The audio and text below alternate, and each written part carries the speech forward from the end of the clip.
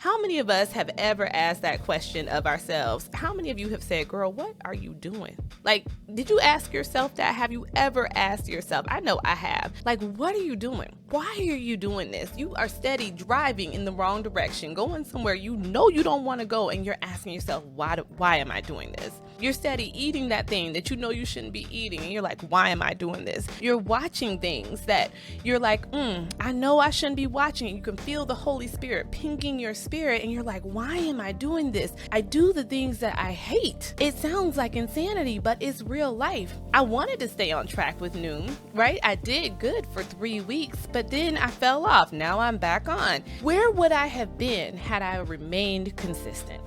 That's the question that we really have to ask ourselves when we start thinking about radical focus. Where would I have been if I had remained consistent? I'm sure you can relate. I'm just being real. What would have happened, for example, if you would have stayed consistent with seeking God? What would have happened if you had remained consistent with writing your book? What happened if you would have remained consistent with marketing your business? What could have happened in your life if you had remained consistent with speaking words of affirmation to your husband? I'm coming down your street today, okay? Today, I want you just to make this thing real and personal for yourself. What would have happened if you had remained consistent? If radical focus was a part of your being, if it was like literally the fabric of your being, if it was folded into your character, what would have happened?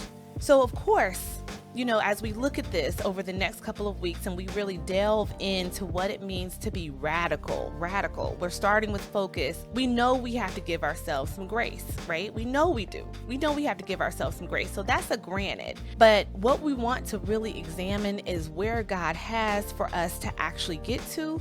And we want to get there with as few bumps in the road, as few obstacles, as few mishaps as possible. And to do that, we're studying radical focus.